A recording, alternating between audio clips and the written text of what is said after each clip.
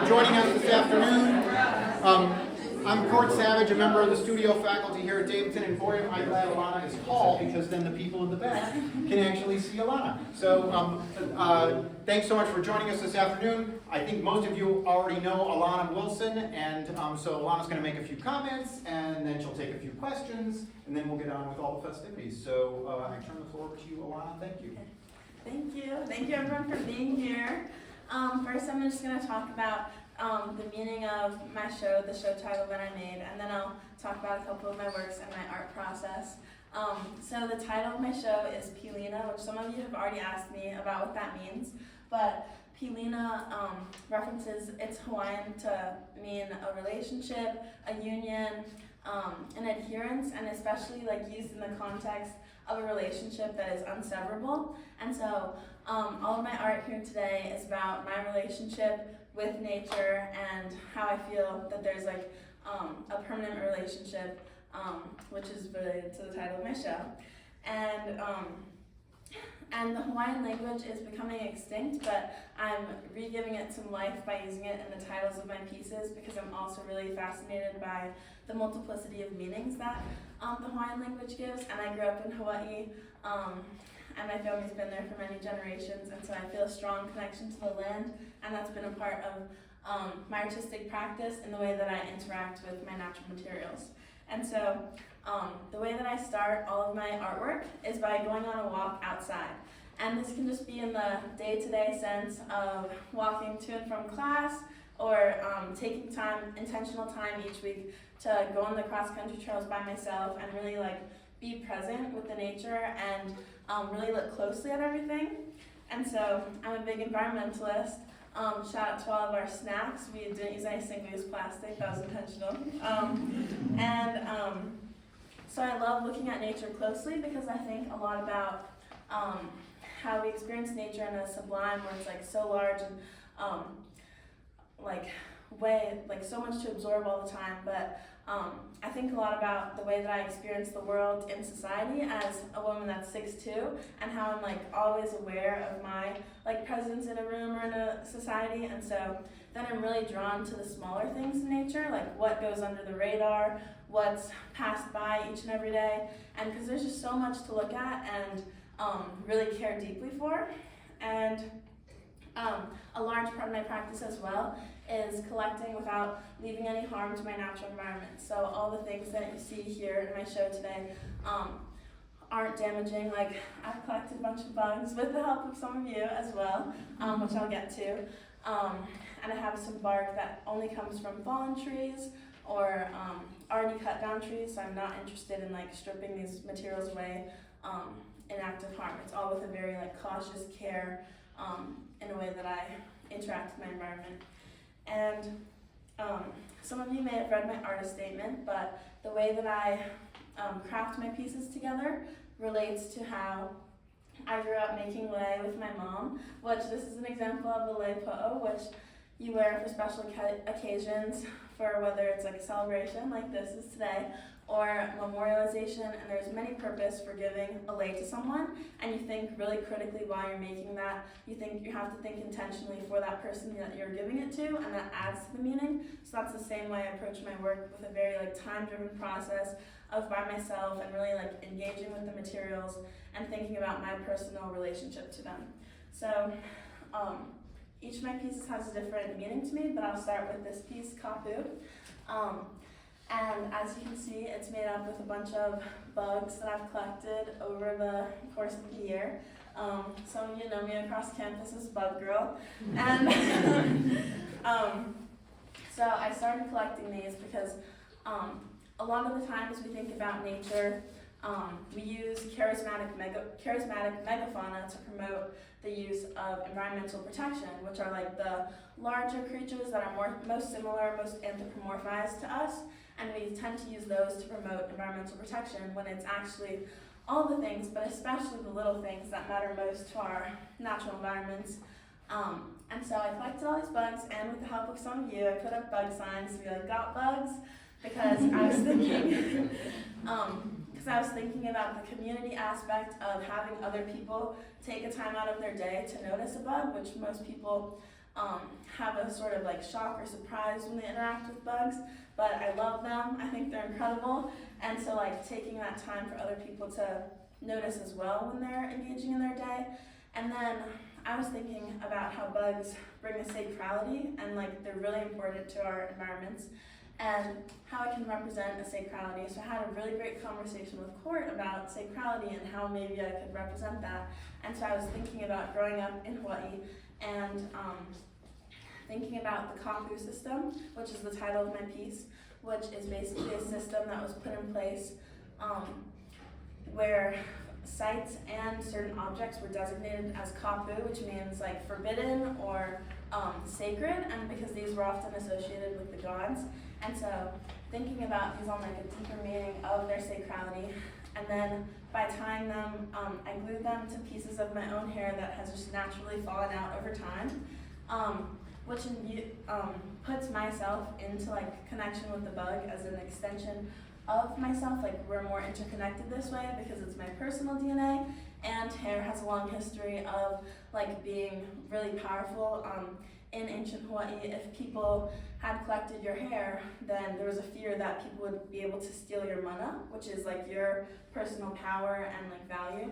So I thought that would be really valuable. And then you may be seeing like some of this like motion when you come up to the piece if you're like walking by it, which I really wanted to bring like more of this life to the movement of the piece, so that it also speaks about who gets to decide what's forbidden, and by engaging with it, you're also sort of disrupting a sacrality, but you're also curious, and I find that really fascinating.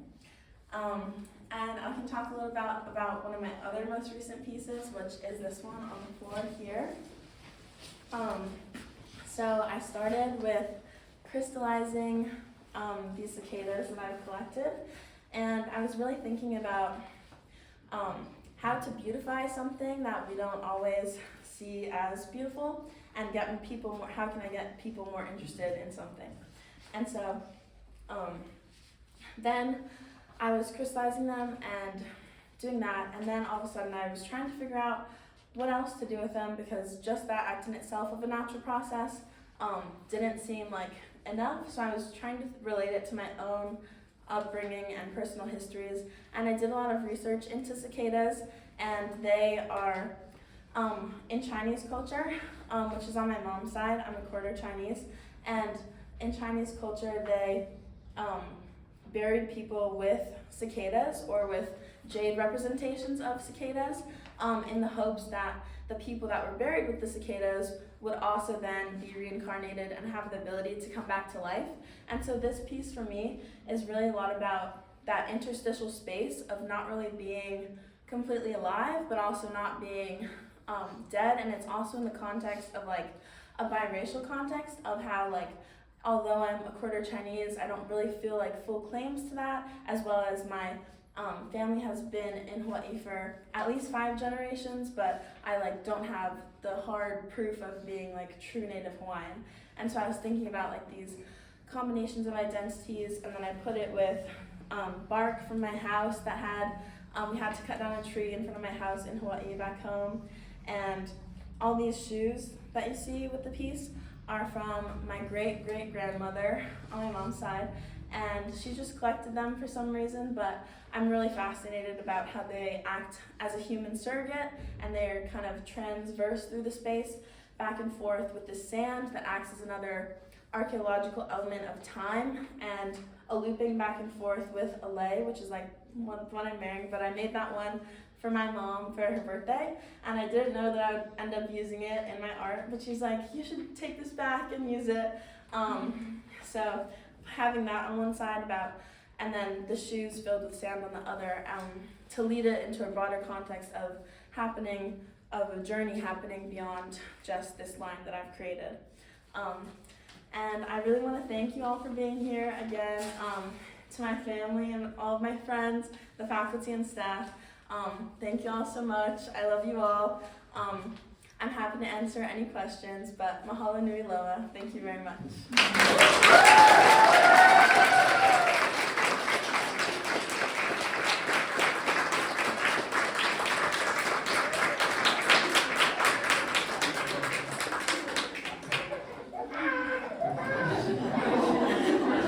That's a good thing.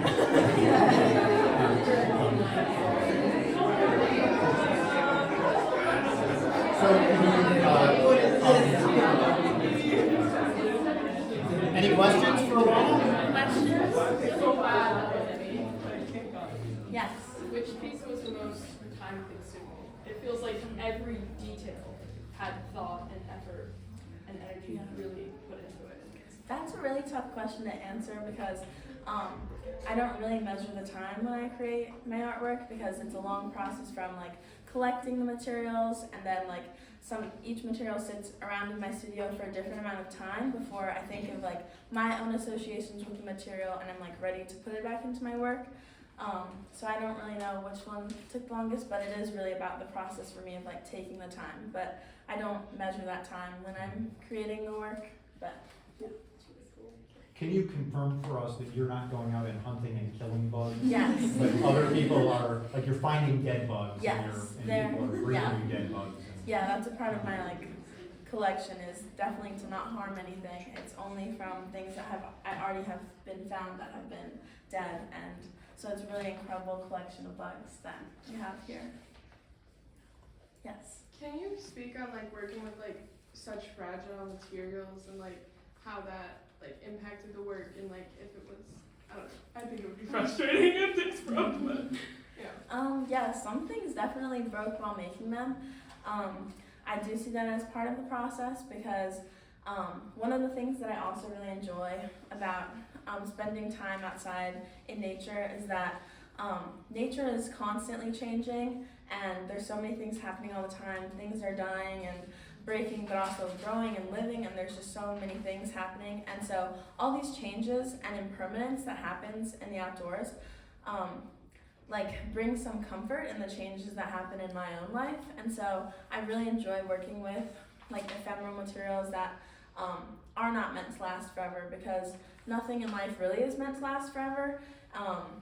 And so I think like everything is about change, and so like working with materials that are fragile and will break is just part of the process, but it's really satisfying to like just have those few moments when like it works out. Yeah. Yes. Where did you find all these deer skulls back here? Oh, the deer jawbones. So that was one of my like starting pieces. When I like went back to sculpture again, and so I bought those from the Sleepy Poet, which was really interesting because of course later on all of the stuff was collected by me, but I did find those jawbones and I was really interested in them, and like kind of concerned why they were at the Sleepy Poet, and so then I like took the initiative of buying those, even though it felt like a little bit wrong, but then like putting it in like conversation with like two different pieces that also speak about that idea. Like for me, this one that has the jawbones references like a little bit about like consumerism and like the commodification of nature, and because we do like take like society, I feel like takes advantage of nature a lot of the times, and so sometimes using these materials because they're interesting, and even if they may be considered like bad in some way, it's definitely a conversation to talk about, which I was fascinated with. So